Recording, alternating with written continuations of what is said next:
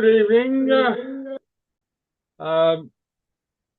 Tonight's speaker, Jacco Van Loon, is an astronomer at Kiel University and a director of Kiel Observatory. Jacco was born in a small village in the Netherlands near Arnhem and went on to study astrophysics at the University of Amsterdam, where he obtained his PhD with research done at the European Southern Observatory headquarters in Munich. He carried on with research at the University of Cambridge before taking up tenure at Kiel. Jacco's research focuses on the processes that govern galactic evolution, from the life cycle of stars and interstellar matter to the gas dynamics around central black holes. So, ladies and gentlemen, let's put our hands together and welcome tonight's speaker, Jacco Van Loon. So thank you very much, Roy, for that introduction. So yes, I'm talking to you from just outside a small village in the south of Cheshire. It gets quite dark here. In fact, it's quite a lovely place to be. I can see the Milky Way on a moonless, clear night. And I don't live very far from work. So we do have the observatory. I have a slide at the end, so we can talk a bit about this observatory later on if you want to. I've got a few things that you can't see, but I can, that I will be using during this presentation. This presentation is about mysteries, so I don't want to reveal everything from the start. And there are also opportunities for audience participation if you feel like it. I might be talking for a bit. I'll try to keep an eye on the time. Obviously, I would like to have also conversations with you. This is always the most interesting part, and also the part from which I learn. I always learn from people that I speak to. The talk will be a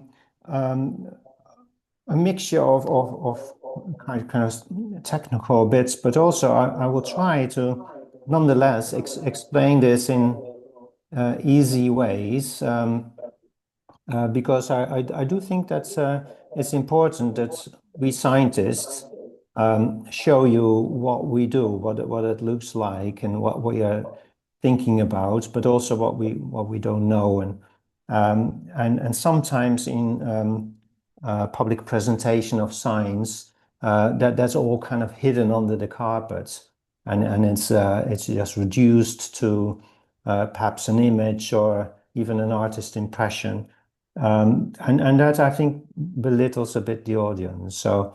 But if there are afterwards questions about things that we felt were a bit too technical, obviously we can come back to that. So I will be sharing slides. That's always helpful. Here we go. So I will be talking about mysterious material in between the stars. And in particular, things that we see in the form of diffuse interstellar bands. So I will explain what they are, at least what they look like to us, and how we are trying to find out what causes it. And that is still the mystery. But it might be quite an important answer. So it's not something that is a curiosity. It is a link in a chain of things that happen inside galaxies. And as already introduced, I study what happens inside galaxies, and there are lots of things that happen inside galaxies, and they are all connected. So you cannot see anything in isolation, and it all matters, literally.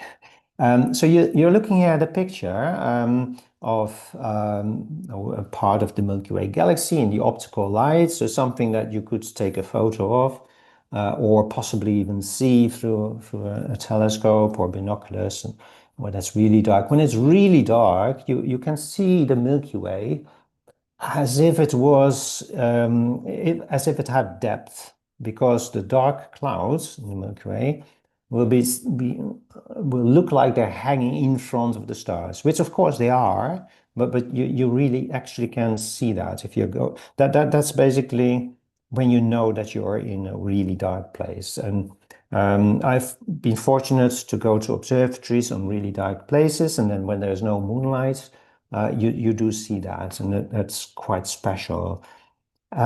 So here you see that. You see these dark clouds hanging in front of the stars. And that's caused by dust particles. We know that. So that this is something that we have found out. We know there's dust hanging in between stars. We can also, for instance, use radio telescopes to detect hydrogen gas in between stars. So we know that there is stuff in between stars. It's not empty. No, some people think that the universe is empty, but it's not empty. It's almost empty. If you think about it, we live in the air, and the air actually is very dense. You may not feel like it because you can easily move through it. If it's windy, you do feel it, of course. But in every cubic centimeters, there are about a billion times another 100 particles, atoms. So that's many. Now, if you go into space in between stars, then typically in that same cubic centimeter, you find one atom. But space is big. So between us and other stars that are very large distances, there will be lots of these atoms. And in a cubic light year, and so a light year is even less than the distance between us to the nearest other star than the sun.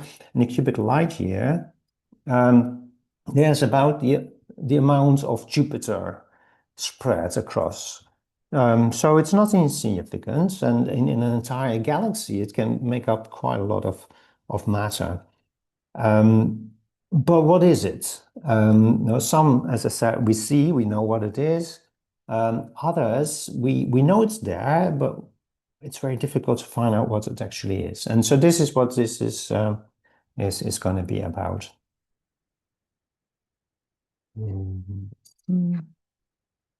There we are.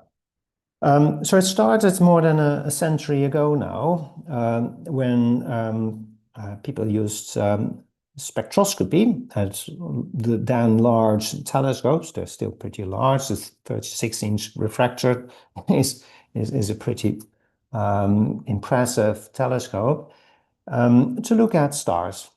They started in these spectra to see spectral lines. So originally, people have seen spectra because people were familiar with the rainbow, and the rainbow splits the light of the sun into the different colors. When in the 17th century, they were realizing that also with things like prisms, you can split the light into different colors. They started to see detail, and they started to see lines, dark lines. And so they were experimenting with different light sources, and then they realized that it depends on what is shining, what material is shining. So they identified different elements that had characteristic patterns of absorption lines. And when they looked at stars, they could identify similar patterns. So they could identify certain elements that they knew on Earth gave rise to such patterns. So that's fantastic, because these stars at such large distances that you could never go there and sample any of it. No, of course, it's very hot anyway, so that would be difficult practically. But when we study these stars in such large distances, all we have is the light that comes to us. So to see this imprint in the light of these elements is fantastic, because we can figure out the composition of those stars. The strength of these lines also depends on the temperature, various other things. So you can learn much more than just the composition of stars. But they also saw some absorptions that they did not come from the star. In particular, when they were observing very close binary stars, so stars that would go around each other in a matter of maybe years or even less, they saw that the lines of the stars would move a bit back and forth, and this is called the Doppler effect, so that will make these lines shift a bit because of the motion. But there were other lines that stayed stationary. So they did not arise in the atmospheres of these stars. And so they must have arisen in material in between us and the stars. Some of those could be identified because they happened to be at the place where you would expect a certain elements to absorb. But there were some other absorptions that couldn't. And so here, two of them are indicated. And this is in a scale of wavelength, so it's related to color, in angstroms, which is 10 times the wavelength in nanometers. So this is in the sort of orangey, yellow-orangey part of the spectrum. Two absorptions around 578 nanometers and 580 nanometers. And you can't actually see that on this picture. I don't think so. If you can, you've got really good eyesight. But this is a photograph, and the people, and particularly Mary Leah Hager, was actually observing this spectrum at the telescope with her own eye. And you can see much more subtle details by doing it that way, at least at the time. Technology has moved on, but certainly then. And we shouldn't forget that we can use instrumentation, we can use computer techniques, but ultimately, no, it's us looking at things and trying to make sense of it. And so she noticed those absorptions and she noted them down. But she was a woman, so she wasn't really taken that seriously at the time. So it took a while before these absorptions were looked at again. But these were just two of the first of more than 500 such, sometimes subtle, sometimes actually fairly prominent absorptions that could be seen towards many stars and were clearly coming from matter in between us and the stars. But they didn't look like any of the known patterns. So we had no idea what's caused it there. And we still, by and large, don't. So this is why this is still a mystery. Astronomers, of course, have tried to find out what these are, but also chemists. There are chemists with an interest in astrochemistry, for instance, because in space we find conditions such as these very, very, very low densities, almost better vacuum than we can ever create on the Earth, in which you could do these experiments. Nature is doing these experiments for us that we could never do in the laboratory. So it's really great to see this collaboration between astronomers and chemists, and this endures to today. So when I research this, I'm part of teams with chemists, some quite well known in chemistry. Harold Linnaerts, unfortunately, is no longer with us, but Pascal Ehrenfreund is, and Peter Saar is based in the UK, although he's retired, he's still very active. If you see a cat going through this picture, it's because it's my cat, Sunny. So here is an overview of all these diffuse interstellar bands. So absorptions, the bands, that come from interstellar material, and they're called diffuse because typically they're not as sharp as the lines that you would see in stars. Some are actually still fairly sharp, as you can see. Some look like very sharp lines, but they're still actually a little bit broader than the lines you would see in stars. And also the lines that we see in interstellar space that we know what they are. So typically atoms, but they're also very clearly very broad bands as well, that sometimes are difficult to detect. Now, in the past couple of decades, we have made some progress, thankfully. There are 4 lines, and they appear in the near infrared. So it's beyond the light that we can see with our eyes, but it's still within the reach of optical detectors. So we use the same technology to take the spectra, and we can capture those lines. And those 4 lines, basically a pair of 2 lines, they have been associated with a molecule, a particular molecule called C60 plus. That's a carbonaceous molecule with 60 carbon atoms stuck together in the form of a ball. And they're called Buckyballs, which is a cute name for Buckminsterfullerene. So the chemical name for this is a fullerene, which is also called after a person, Fuller.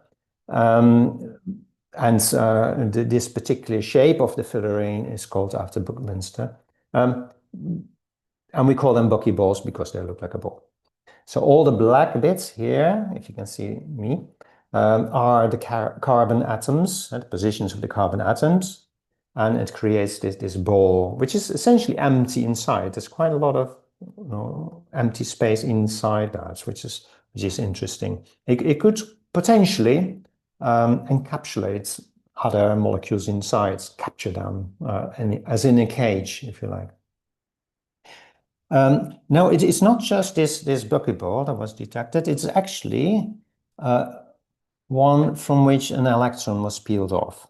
And so this becomes C60 plus, positively charged.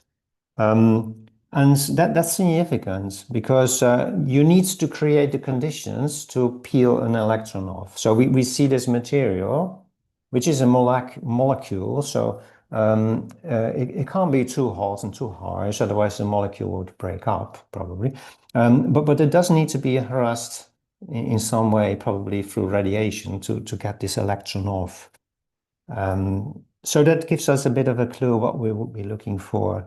But we don't know if all the other absorptions are caused by similar molecules, or it could be completely different types of molecules, or not even molecules. Some people still believe that might be atoms. But at the top, you see on the left an example of spectra taken in the direction of 2 different stars. So we see absorption dips in the light. So what's plotted here is the brightness.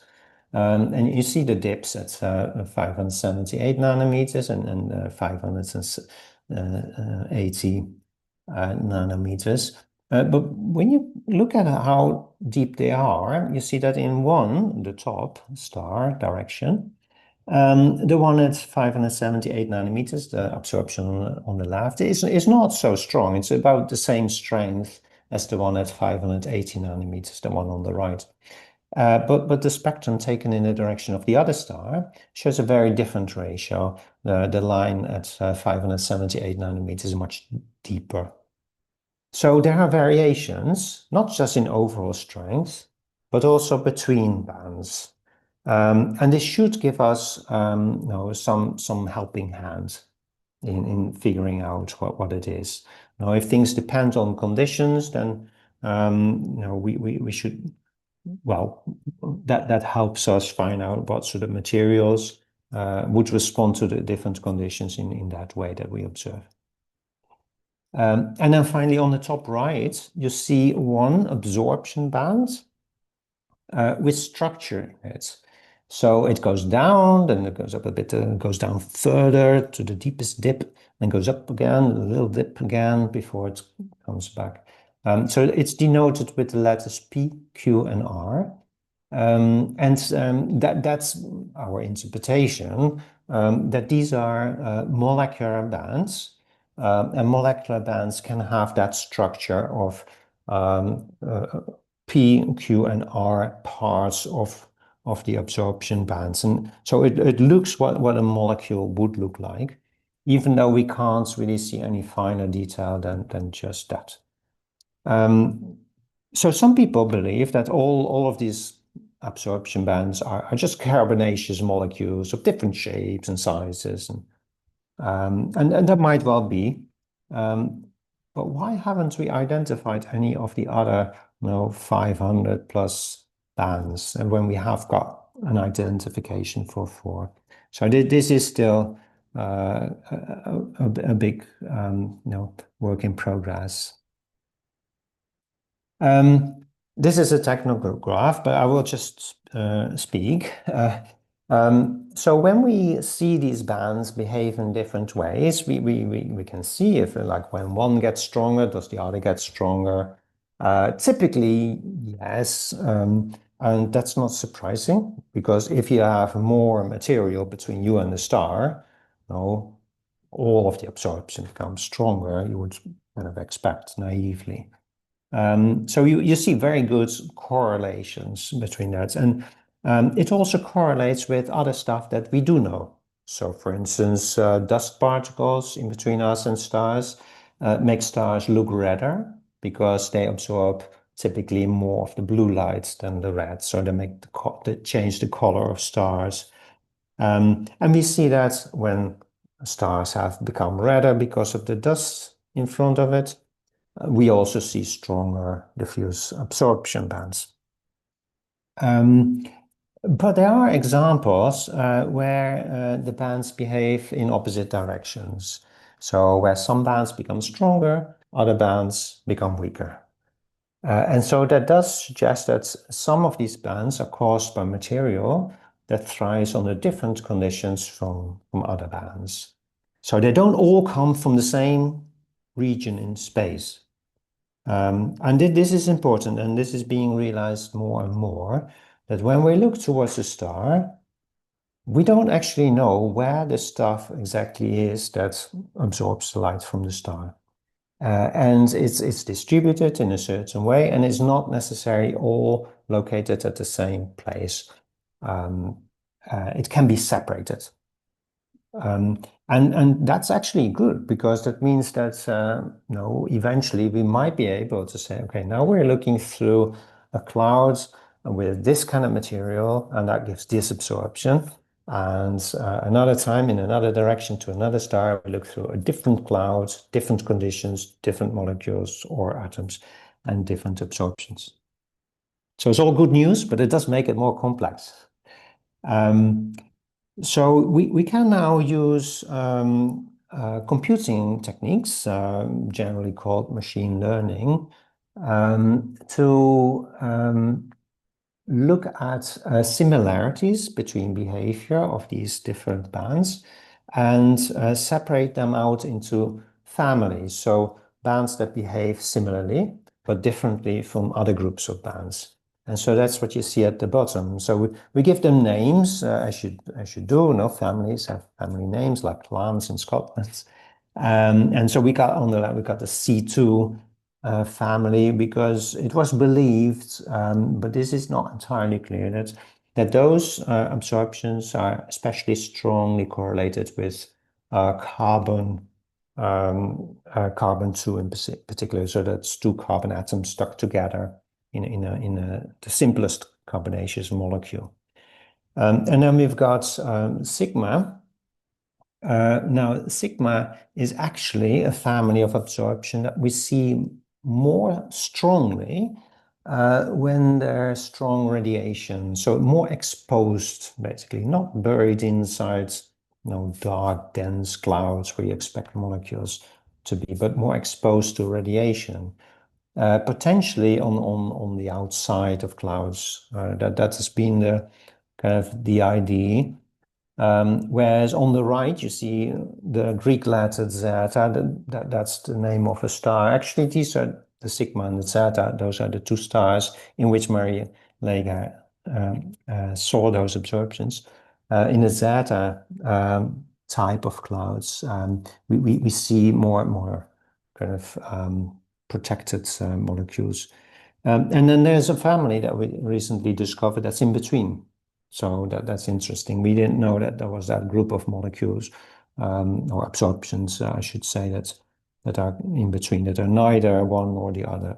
but show different behavior. So this is how we are trying to find out, what they might be by looking at how they behave with respect to one another, with respect to other diagnostics we have to sense material between us and stars, using computing techniques to separate that out, especially when we're looking at many things at the same time.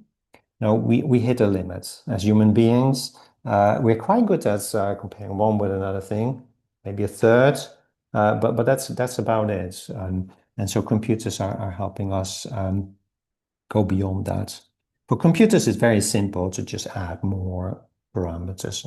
It's the same, mathematically, it's the same problem, but it's our biological brain that's limited to how it can process. Okay, so then when we would try to make progress from the observational point of view, what do we want to do? Because we have got already spectra of many stars, so we've got a lot of information. So, what more do we want? First of all, when we see this material, it's only when it's seen in front of a star. So you cannot just make a picture of that stuff across the sky, as you could see those dust clouds, for instance, or as I mentioned with the radio telescope, see the hydrogen gas shine. Only if you look towards a star, can you see in that direction what there is. In between the stars, you cannot. You have to look at the background light torch. So it is about identifying interesting lines to look through, so interesting stars to look at. But there are also practical issues. The stars need to be bright because these absorptions are typically fairly faint, fairly difficult to detect. So you need a bright star to get a lot of signal. In a faint star, there would just be too much noise and you wouldn't see them, even if they were there, but you wouldn't be able to pick them out from the noise. But there are not that many bright stars. Obviously, with a bigger telescope, you get a better signal on fainter stars. So we do use some of the biggest telescopes, including the very large telescope in Chile at the European Southern Observatory, even to look at fairly bright stars, just because we need such a good signal, such a high signal, higher signal than most other astrophysicists need. But here we have an example of a constellation that you may recognize. I think most of you probably will. Orion. So we've got a couple of bright stars, and those are the stars that define the constellation, of course. And we could take spectra of those and see what we see in the spectrum, and then there are lots of faint stars. So let's take Betelgeuse. Everybody's favorite star, probably because it's got a cute name. Now you already see from the color, those of you who can see color, it's yellow. It's actually red. It's a red supergiant. You may know that. But the spectrum of such a cool star is full of absorption lines, including molecular bands from the star itself. And so that makes it very difficult to see these subtle absorptions that come from material in between us and Betelgeuse. So no, Betelgeuse is actually no good, even though it is very bright. What about Rigel on the bottom? It's a blue star. So yeah, that's a good one. That will do. So that's one. Okay, so we can figure out what we see in that direction. But it is very, very bright. So we do have to be careful because we might just saturate the detector. So we may need to take short exposures, even with a large telescope, and just take many, many short exposures and then add them up. So we do have to be careful how we observe these stars. Here we've got another star there on the left, just a random star. No, that one is very faint. So it's difficult to get a good signal on, but it's not only that. We've only realized that many of these faint stars, they're actually quite bright. It's just that they're distant. And if you look at a very distant star, you tend to look through a lot of stuff. And that stuff can be in different clouds at different positions along the sightline. And although those are the directions where typically you find very good correlations between everything that absorbs light, because there will be some of it. But that doesn't help us because it may be located at different distances and not in the same region. So it's actually not very helpful at all. Even though you might get strong absorption, we don't actually learn anything from it.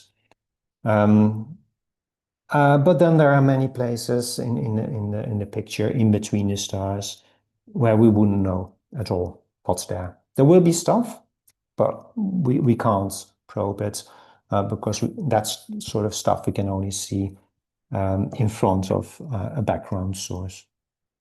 So this kind of sketches the practical problems of charting this matter across space. So the question is, where is it? It's not just what is it, but also where exactly is it?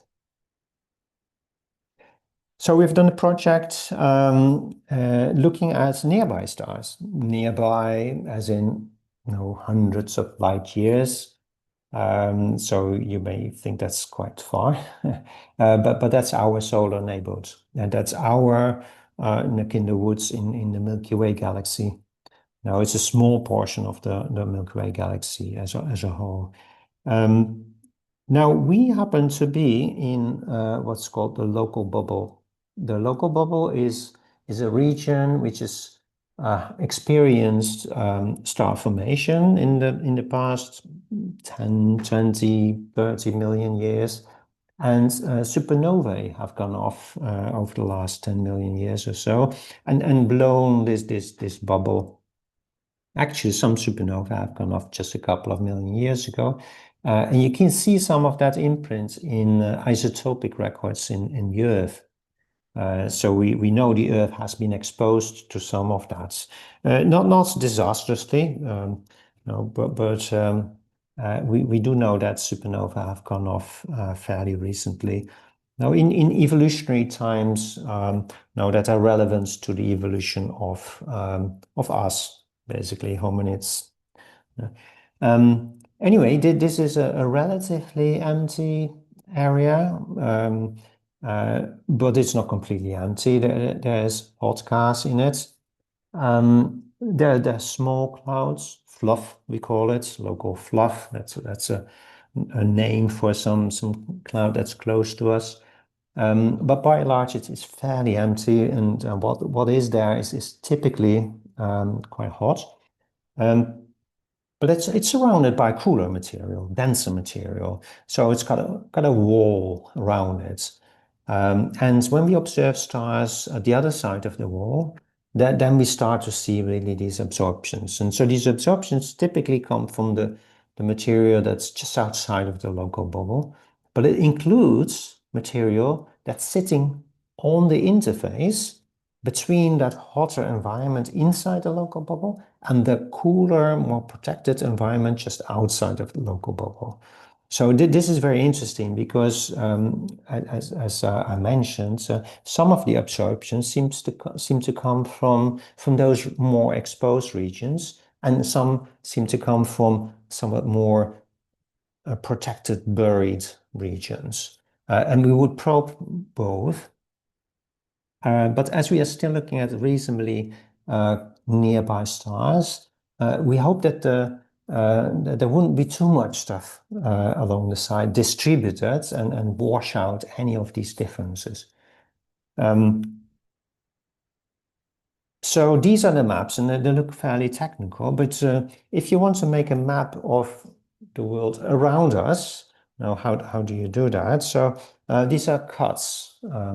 It's a three-dimensional space around us, of course, but these are cuts through it. So on the top two panels, top left and the middle left, the top middle, you see the map in the Milky Way plane. The Milky Way is a disk. Galaxy is fairly thin, not where we are on these scales. No, we see a lot around us, but on the whole, the Milky Way galaxy is quite a thin disk plane. So this is what it looks like in that plane.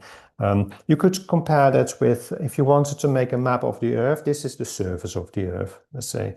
Of course, there's stuff underneath the surface of the Earth, there's stuff above it, but this is like the surface of the Earth. And then the other cuts are across it. So you see, for instance, the vertical extents in the middle panels.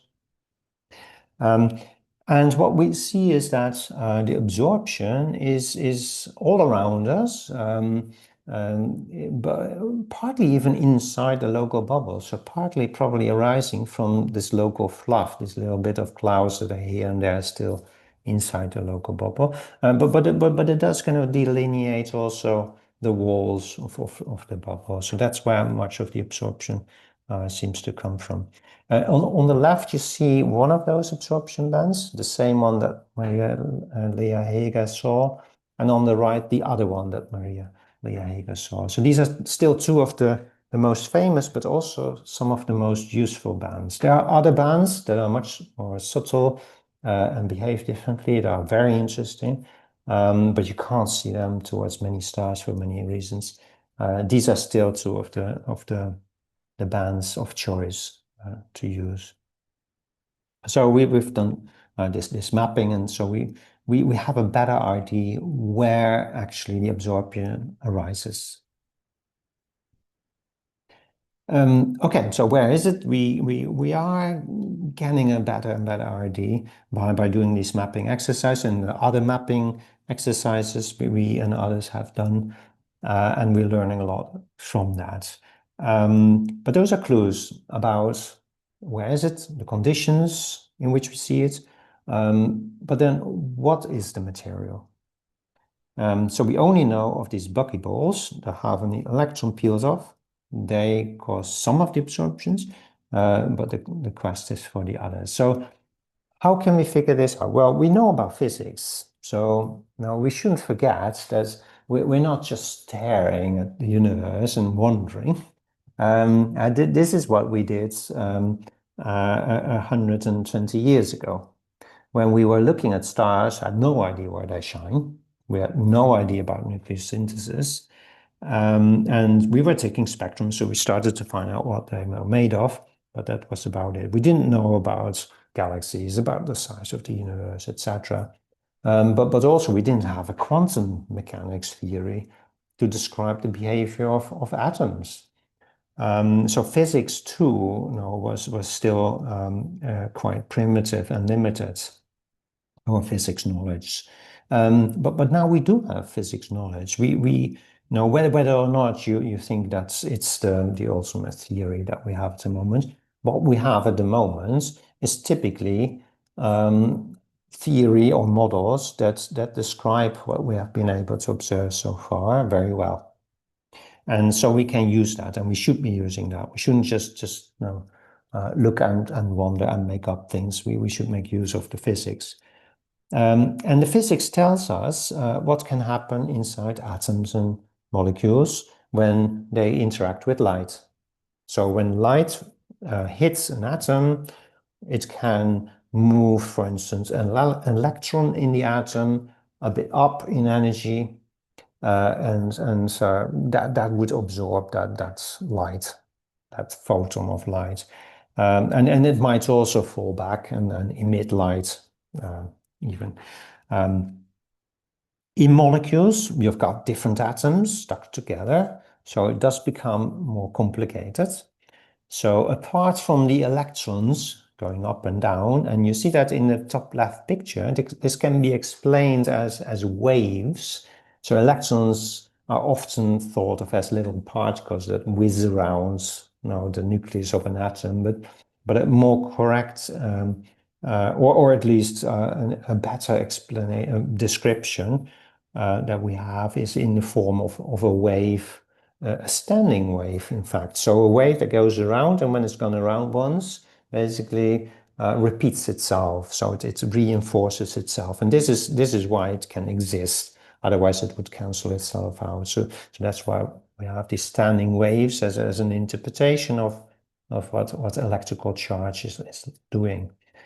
And then you can only do this at certain places around the atom. So with that is different energy associated. So we have these very discrete energies at which we have electric charge, and that's the whole point of quantum mechanics, the quantification, the splitting up into discrete bits and not a continuous range of possibilities. So it's wavy, and you see me move maybe, because what can also happen in molecules where you have multiple atoms is that the bonds between atoms are doing things. So for instance, in the top right, you see this stretching and bending mode. And that is associated with differences in energy as well.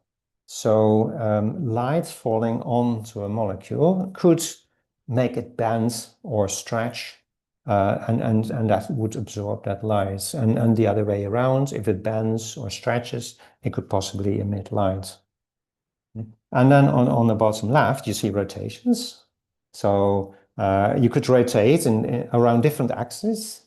Around the axis here on the right, is you can almost not see, but the other ones are a bit more obvious.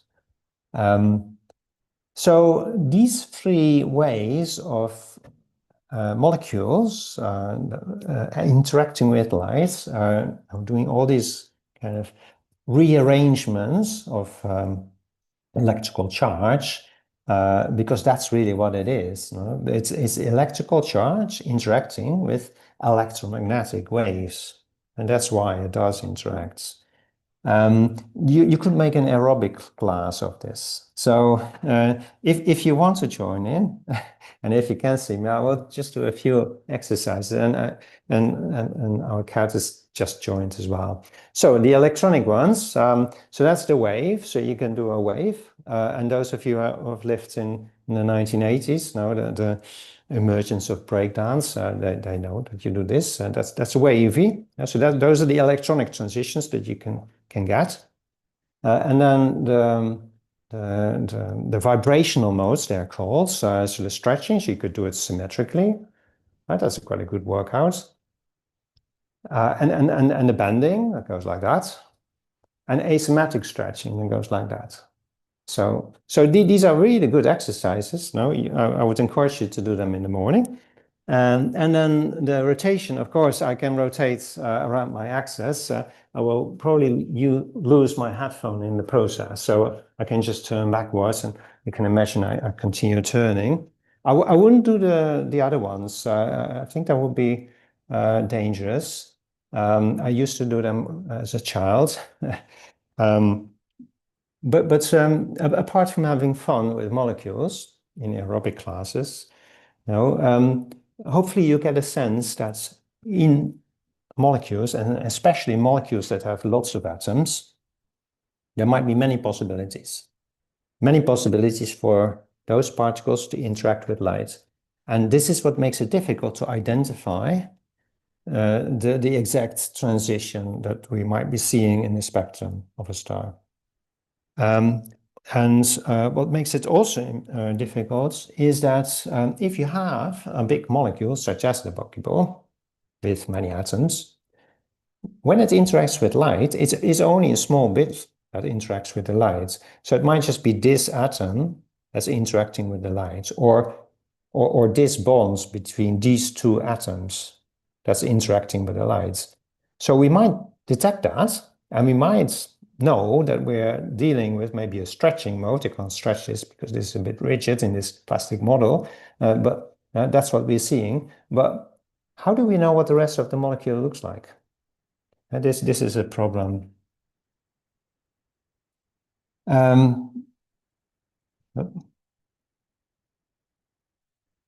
In the case of the buckyball, there have been actually different interpretations. So although most people are convinced that it is a buckyball with an electron peeled off, because in the laboratory, people have been able to look at such a molecule and identify exactly the same pattern of absorptions.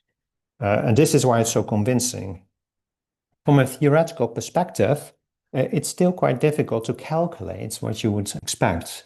But there have been some suggestions, and quite a plausible suggestion is that we're looking at electronic transitions, so the electrons moving in energy. And that's not surprising because that's typically the kind of energy changes that are associated with optical light. And so we see these absorption bands in the optical light of stars. We haven't actually seen any in the ultraviolet. We have seen some sort of towards the infrared, but still sort of within kind of the optical range. So electronic transitions is a good starting point to look at. But then there's substructure in it caused by the other modes. So vibrations, rotations, they cause slight differences in energy levels on top of that. And if you have a molecule that has structure overall, such as this one is round, then the bonds between adjacent atoms are bent already because they are part of a round structure, not a planar structure. And that actually causes some of those energies to split up. So it has got a name, Jahn-Teller, but you see here two blue parabolas hanging in this slide, and they are two. They're split, no, to the left, to the right, because of how these atoms sit inside this larger buckyball. So this is just to try to convince you that, with the knowledge, the physical knowledge we have about atomic structure, we can try to explain what we are seeing in the laboratory and in space. We always have to, as scientists, we have to trust in that. We do have the knowledge, we just haven't figured it out yet. We need to be optimists. Now, I mentioned that molecules can also emit light, but typically they do that at different wavelengths, different frequencies, at different colors. So in the case of these diffuse interstellar bands, they're all in absorption in the optical. Typically. But we do see also bands in much further into the infrared in emission. So they actually give off lights, which is great because then you can actually take a picture of that light across the sky. It doesn't rely on looking towards a background star. And these are they're still called unidentified infrared bands, but almost everybody is convinced that these are carbonaceous molecules of a type that are called polycyclic aromatic hydrocarbons. That is a mouthful. But what it means is these are rings of carbon atoms that are stuck together, and they can be in different shapes and sizes, and they're laced with hydrogen. Whereas the buckyball has got no hydrogen on it. So to go from those to buckyballs, you do need to find a way of getting rid of the hydrogen. So how do you make these ones? Has to involve a process that removes hydrogen from these polycyclic aromatic hydrocarbons. But these kinds of molecules are well known on Earth. We see them in all sorts of different environments. We can make them in the lab, study them. So they're actually quite well known. And they are very useful to observe in space because different of these molecules give rise to different observed bands and under slightly different conditions. But typically they need to be irradiated. Otherwise, these molecules wouldn't give off light. They need to be irradiated first. And so you see them typically on the walls of dense clouds. Now that's exactly why we see some of those diffuse interstellar bands too. So the hope is that they are intimately related. Inside the clouds, we have got lots of chemistry going on, and that we can often typically see with radio telescopes at much lower frequencies. We see emission lines from different molecules that are formed inside these clouds. And this is very interesting because this is where stars form. This is where planetary systems form. This is where the sun is formed and the Earth. And this is from which the Earth eventually has inherited a lot of chemical material. That's of course still been processed during the formation of the planets. But there's a lot of interesting chemistry going on in those clouds, including what we call complex organic molecules. Now, organic molecules, some people think of organics as in biotic, but these are different things. Organic simply means carbon-based, and typically involving hydrogen as well. So they're not necessarily all relevant to life, but the more complex organic molecules do actually form precursors to biotic molecules, which are important in life as we know it on Earth. So very interesting. And that material on the walls of these clouds is exposed to radiation, and we can see them in the form of including polycyclic aromatic hydrocarbons, and possibly those diffuse interstellar bands are also related to the products of that chemistry. There might be more information in some of these slides, but I won't really dwell on each and every detail because I think it's better to tell a story than to be complete. There are very few other environments in which we see interesting astrochemistry going on, where we also see these diffuse absorption bands. So people have, for instance, tried to find them in comets, because they're nearby, they come close to us, but we haven't found them in comets. In the outflows from dying stars, we do see molecules being formed there, including polycyclic aromatic hydrocarbons, but we do not see diffuse absorption bands. So this also needs to be explained why we do not see them sometimes in some environments. People often want to see something, but not seeing something sometimes is just as important a clue as seeing something. Okay, the final part of what I wanted to talk to you about is what I already started to do is to relate this to life. Life on Earth has formed because of a combination of the conditions, the way that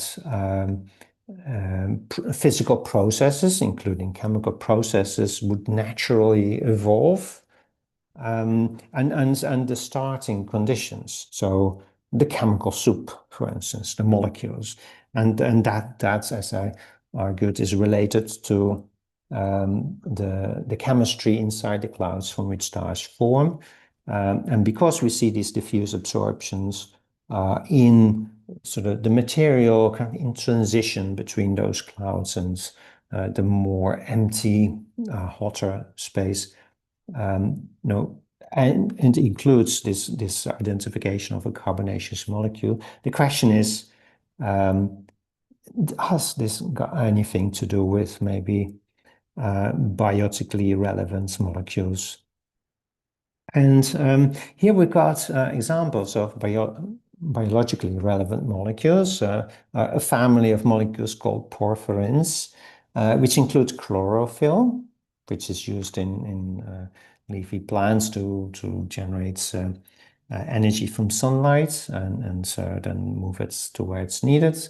But it's also part of hemoglobin. It's a heme in the hemoglobin. And that's, of course, part of our blood that catches oxygen and transports it where it's needed. So definitely these are molecules that are very interesting and important for us. And they're made of carbon, mostly, and some nitrogen and hydrogen. So relatively simple molecules, really. And when you look at what kind of optical signatures they display, then we see on the bottom right here a spectrum of emission, because in a laboratory you can do also things with them, that we don't expect to happen in space. So we can actually make them shine. And we see a very strong spike, just over 400 nanometers in wavelength. That's in the blue light. Now, on the left, you see a spectrum towards a star, where one of the strongest diffuse interstellar bands that we know of, and fairly broad one at that, happens to be at 443 nanometers. So pretty much where that very strong peak of these porphyrins is seen. So it's very suggestive. And so it's very, tempting to think that maybe some of these diffuse absorption bands could be caused by biotically relevant molecules. But don't forget what I said, that you only see part of the molecule do something. And so, there may be many other molecules less relevant to life, which could probably also cause absorption around the same wavelength. So, but we shouldn't discard the possibility that we see this material in space. And another reason why we shouldn't completely discard that possibility is that we do see biologically relevant molecules in space, including in the solar system. So, for instance, in comets, we have seen amino acids, glycine in comet vials. We do see some related molecules, and even glycoaldehyde, which is a precursor to sugar in star-forming clouds. So that material is definitely out there. Yeah, so it's not completely, just coming up with a crazy idea. We actually have direct evidence for some of those types of molecules to be out there.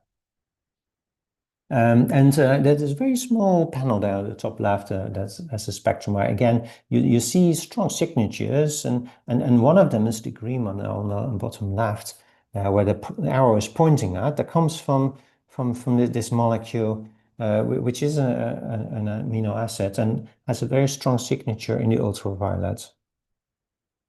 Now, we do see in the ultraviolet light a strong absorption of starlight. It's usually attributed to tiny carbon grains. So tiny, they're tinier than any dust speck that you will find in your house. Okay, really tiny. It's almost a molecule, really. But there could also be slightly different flavors, and it could include these molecules because they also give those signatures in the ultraviolet. As I said, we find amino acids in comets. You may have heard the news because we're getting lots of samples now from asteroids, but we have already known for a couple of decades the composition of some meteorites. And here is a picture of the Murchison meteorite, and I've got here a piece of the Allende meteorite, and I don't know if you can see it, but it's possibly not in focus, but it's close enough that you see little balls, little inclusions. Those are chondrules, and you see them on this picture on the slide as well.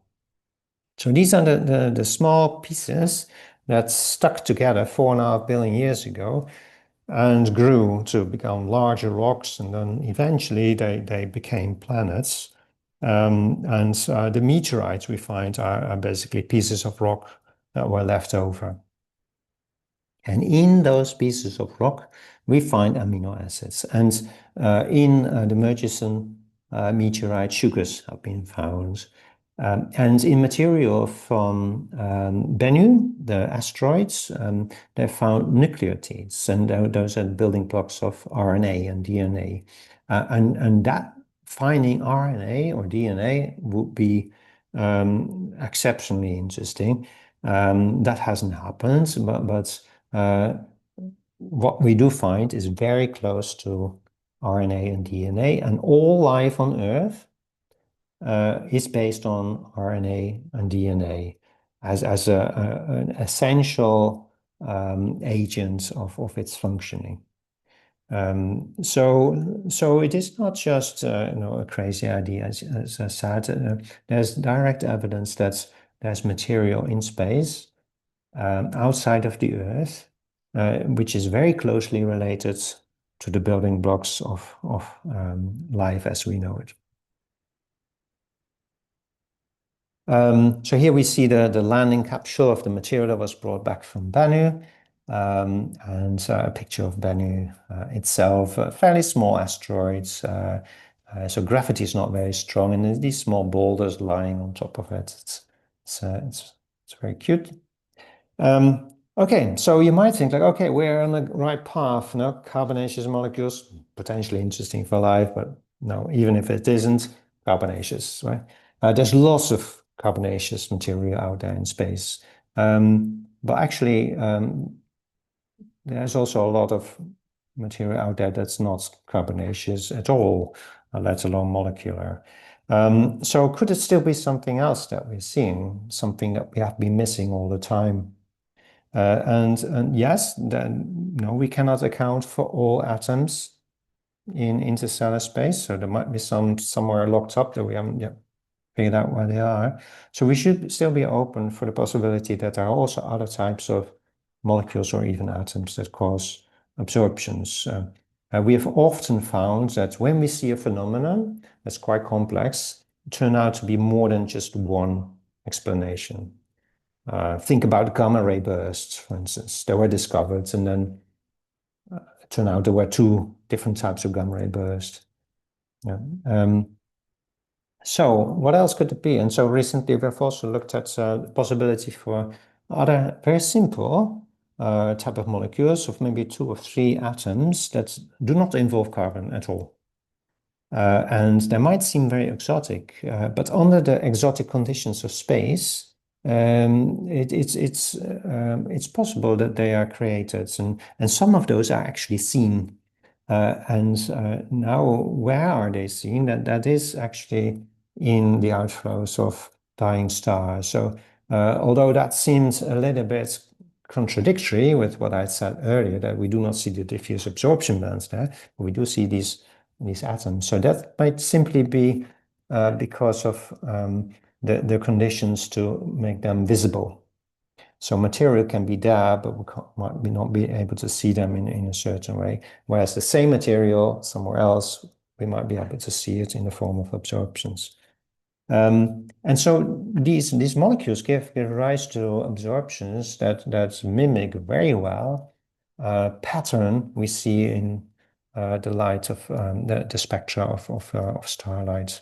Not just a single absorption, but actually with satellite absorption. So this is an example that you see there in the panel where there's a strong absorption in the middle, and then there's one to the left and one to the right. And the whole pattern of that can be explained with a molecule which is composed of hydrogen, fluorine, and helium. And again, an electron peeled off. Typically, these are mildly ionized particles. So this is a picture of a t-shirt that you may not immediately recognize, but when I talk to people in my local area, they will recognize it. And now I'm a Stoke fan, so this is the Stoke City shirt, Bet365, which is of course a gaming company, which I don't support. I support a football club. But yeah, well, no, we are finding lots of clues, but apart from this buckyball, we haven't nailed it. And we should, as scientists, always be open that although we're looking in a certain direction and seem to be a very promising direction, that the ultimate answer might be either more complex and diverse or just something altogether different. So I'll leave it at that. Let's just leave it with a picture of Keele Observatory. So although I would have loved to be with you in Maxborough, because I did contemplate going, in the end that didn't really seen a possibility, but you will have your telescopes there, and if you have a chance to pass by Kiel Observatory, look at the website and see when we open. You'll be very welcome to come and have a look. We've got some interesting historical telescopes as well as modern equipment, and so I'll leave it at that, and please share your questions, your comments, your opinions with me. Jacco, thank you very much for a very interesting talk and for the invitation as well. So, ladies and gentlemen, it's time for questions and answers. As usual, those people online, will you put up a digital hand? Those people in the room, track my attention, and we'll take it from there. Could I ask somebody to turn a light on, please, at the front? Just one bank will do, I think. Okay, so while people are forming their questions, I'll ask the obvious one. What's the name of the cat? Sunny. And I've got a t-shirt. This is Sunny. Now, so we had two cats. They were twins, Sunny and Moony, and they're not called Sunny and Moony because we're astronomers. No, we're not that sad. They're called Sunny and Moony because Sunny is, if you've seen her pass through the camera, is sort of a tabby, light colors, yellowish colors, and sort of brightly looking. So that was appropriate. Her sister is called Moony, and that's because she was gray and a little bit white, but mostly gray. Very beautiful type of gray. Sadly, she succumbed to heart disease, but they made a really lovely pair of two of our favorite celestial objects. But yeah, the names are just coincidentally astronomical, but that's purely coincidence. Okay, we'll get serious now. And is there a question in the room? Can somebody pass this back to Graham? Thank you, Graham. Graham, your question, please. Is the distribution of these bands within the plane of the Milky Way, is the distribution, geographical distribution, of any importance, or are you just interested in the spectra? No, the distribution is important because of course we can map other material, and so we can map what sort of stuff is distributed in the Milky Way in a certain way, and the different stuff is seen under different conditions as well, and also the way we observe it can tell us what conditions they are. So we can often measure the temperature, we can measure the radiation field strength, densities. So we can do that with material that we have identified, we know what it is. And so if we can also then locate the material that causes these mysterious absorption bands, then we know under which conditions that material exists. And that would give us a really strong clue to what it is. At the moment, the way we can map where this material is slightly compromised, because when you look towards a star, it can be anywhere between us and the star. So it's very difficult to say whether it's very close to the star or very close to us. So this makes it very difficult to map that when you only see it as absorption in the light of background stars. But by looking at stars at different distances and seeing it becoming stronger typically towards more distant stars, but that allows you, as long as the material is spread across the sky, so different stars in slightly different positions but at different distances, will allow you to create a three-dimensional distribution map. But it's not perfect, and it's based on some approximations, some assumptions, and typically some statistical model to be able to construct a complete picture from that sparse, discrete data. Yeah, so it's a similar problem that we have when we use different radio telescopes to look at the sky. So with one radio telescope, okay, we can measure the intensity. Nowadays, we can actually put a detector. We have got detectors now, so we can make a picture. But what we still typically do is we use different radio telescopes and look at the same object in the sky on the slightly different angles. But because it's a discrete number of radio telescopes, say 10 at different positions, in between, we do not have telescopes. Now, it's an incomplete way of observing the sky. And then the picture that we recreate from that requires some mathematical manipulation. It's called Fourier inversion. And so we create a picture. So if you see a radio picture coming from a radio interferometer, it is a picture that's to some extent based on some models. No, it is not a perfectly true reflection of the image on the sky.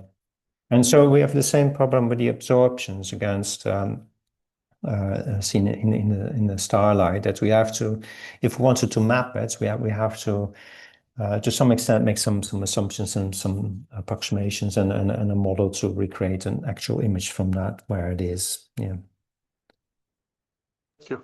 Okay, great. I'm still looking for questions. Tony Morris in the room.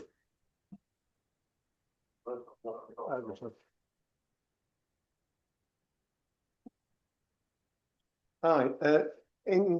Early on in your talk, you were suggesting that some of these clouds of this material are not differentiated, they're quite pure. Does that fix an age on these clouds? Why don't they dissipate or mix? So the material in interstellar space does mix.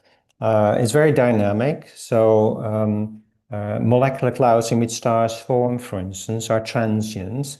So material typically can spend, maybe a few tens of millions of years inside such a cloud, and then stars may have formed in it or not, and then it disperses. So that material then becomes part of a different type of environment. So nothing is really formed in a cloud and stays there for kind of forever and ever in a pure form as such. So that's one thing. So you do get mixture. Molecules that form in dense clouds, when exposed to harsher conditions, might break up and then they become atomic. And so you see these transitions between atomic gas and molecular gas. But there can be some time for that to happen, and so then you can see mixture. And this is one somewhat sophisticated idea that we are having at the moment to pursue, is that when you look at a molecular cloud, it forms at some points from atomic warmer gas. Typically because it gets compressed by colliding flows or something that compresses it, and you start to accumulate material, gets denser, cooler, shelf shields against radiation, and it can form molecules, and then stars may form or not. So that's one direction, to go from this atomic hot gas towards this denser molecular gas. But the other end of the process is when those molecular clouds again dissipate, dissolve, spread. They are being irradiated, probably, for instance, by stars that have just formed. They typically include massive stars with strong radiation, also strong stellar winds that blow against it. So it's exposed to very different conditions from when it formed. And so it's possible that we might see differences when we look through gas that's been recently part of a dense cloud, and gas that's not. It's been much more diffuse for a long time, and maybe only just starts to become part of denser gas. And so this is one idea that we have to see if, to some extent, the molecules that we see causing these absorptions are the products of the molecules that were formed due to the chemistry inside these molecular clouds, or not. So yeah, we do expect a rich diversity in clouds, even when both clouds are in similar environments now. They may have had a different history. So maybe I don't know if that addresses, not maybe not answer, but addresses to some extent where your question comes from. We can also do something else, which we and others have been doing, is compare what we see in the Milky Way, especially in the region of the Milky Way close to the sun, where we have got quite a lot of different atoms because of all the stars that have formed and died before. So this is called metallicity. So it's about sort of 2% of the atoms is made of elements heavier than hydrogen and helium. Now, when we look at nearby galaxies called the Magellanic Clouds, the small and large Magellanic Clouds, if any of you have ever been to the Southern Hemisphere, or if you are planning to, there are wonderful objects in the sky. You can see them with the naked eye. They're nearby galaxies, but what's interesting is that these are nearby galaxies that have gas, and they are much less metallic. So the amount of heavy elements is much reduced. And so this allows us to see if there are differences between the absorptions that we see in similar conditions, so clouds of similar densities, let's say, but where there's simply fewer metals. So it's mostly hydrogen, and in the Milky Way we might find more carbon in them, and that will affect the chemistry, that will affect the kind of molecules that you expect. We do see that. We do see differences between some of the molecules that we see, and it's very clearly related with the amount of metals in those galaxies. So yeah, we try as wherever we can to look at different environments and see whether we see the same thing or we see differences. And if we see differences, we can relate that to the difference in these two environments. It is always one puzzle of quite a large, one piece of quite a large puzzle. It is a quite complex problem. It's not going to be solved by one observation. Apart from this laboratory identification of the buckyball, I do not expect that we'll be able to identify all the molecules that cause the other absorptions just like that, just one after the other. No. Okay, Tony. Thank you. So your project, do you have to bid for time on telescopes, or do you use somebody else's data sets, or is it both? It's both, yes. Yeah. So for instance, we collected the optical spectra for the mapping around the local bubble ourselves in two observational projects, one in the Southern Hemisphere and one in the Northern Hemisphere. So we would have a complete sky coverage. So in Chile, in the European Southern Observatory at La Silla, so that's the old observatory, we used the new technology telescope. That's a 3.5 meter mirror telescope to take spectra, and collaborators in Iran with which we worked were taking spectra from the Northern Hemisphere. They bought some time on a telescope on La Palma in the Canary Islands. That's a 2.5 meter mirror telescope to take the spectra there, and so we published those data sets, but we also combined them together as a team and created that 3-dimensional map. So that's sort of a good example of how that works, using different telescopes and with a team. Usually that allows you to combine that. But of course, these data are all publicly available. And so sometimes we know that there are spectra that are publicly available in an archive. And of course, we would use those often in our analysis too.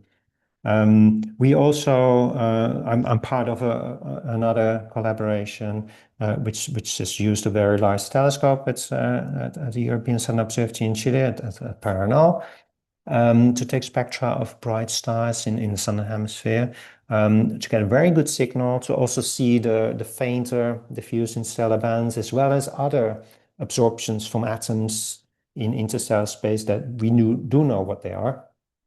So that includes carbon, but also hydroxyl, for instance, OH.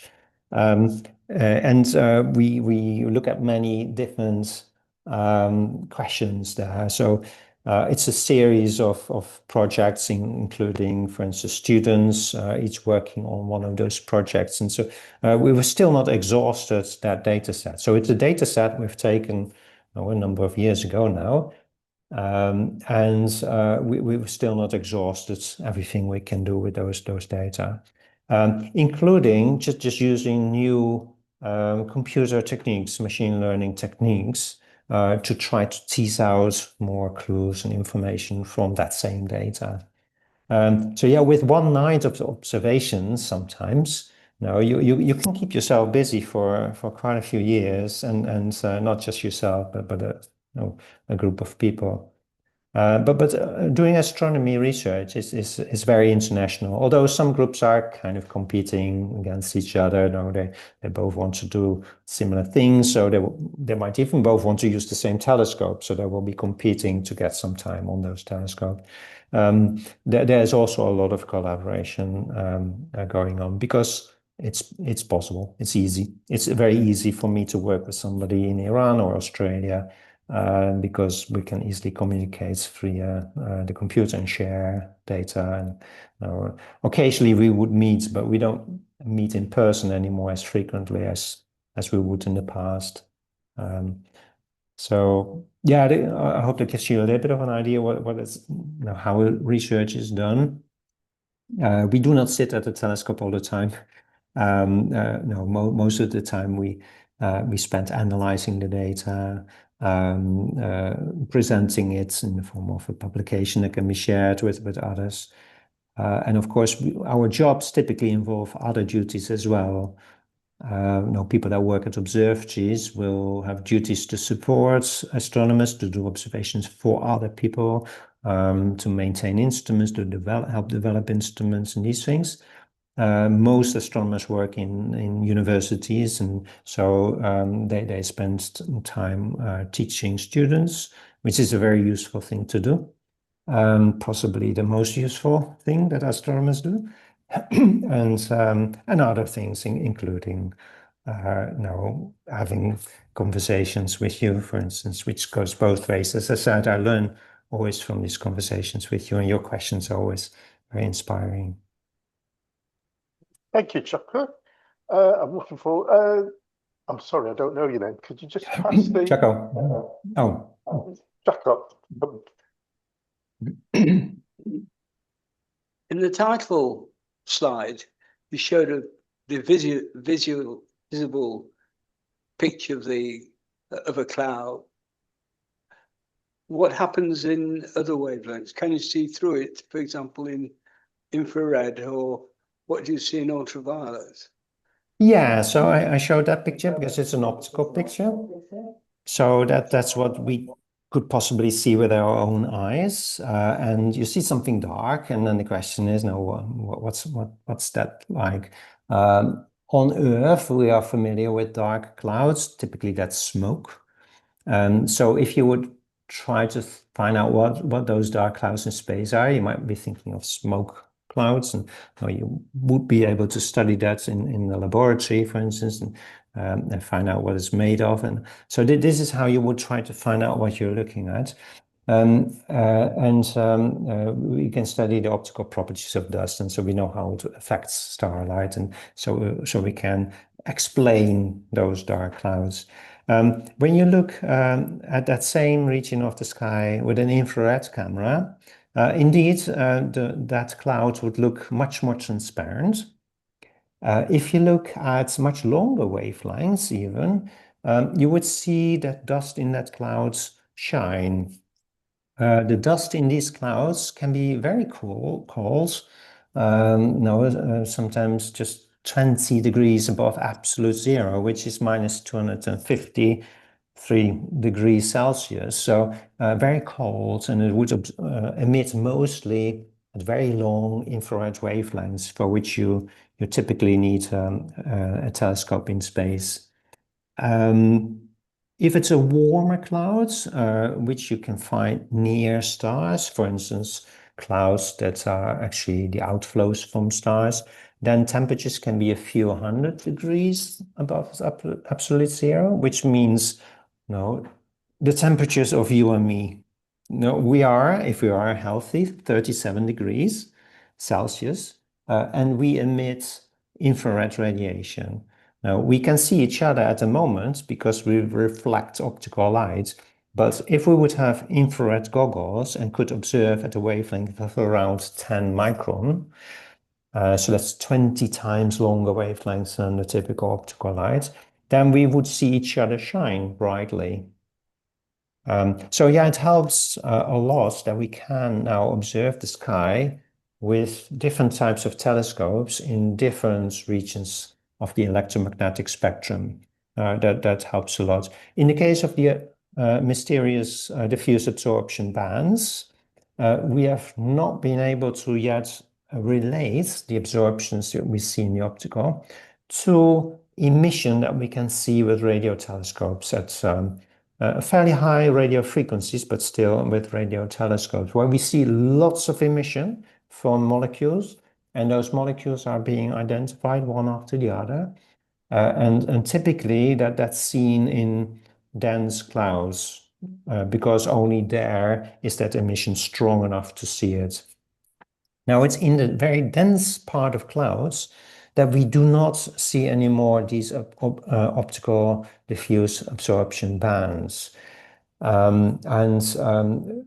It's probably because the molecules, for instance, like this buckyball that had an electron peeled off, will have the electron put back, and then you will not see that absorption feature anymore. So we cannot possibly we cannot see the same exact molecule, both in the absorption, also in emission, where we can actually have a chance to detect the emission. They may be related, so that's the hope, that we still find the relation between these molecules, but the exact same molecule we might struggle to detect in any other ways. And that's not always the case. Some atoms or molecules you can see both in absorption and in emission, depending on the conditions and where in the electromagnetic spectrum you look. Okay. I'm looking around. I can't see anybody else wanting to ask a question. I think we will stop there. I think we've worked through hard enough, sir. That just leaves me to ask everybody to join with me and give you a big Mexican Swinton Astronomical Society thank you. Thank you very much, Dr. Van Loon. Thank you. It was a pleasure.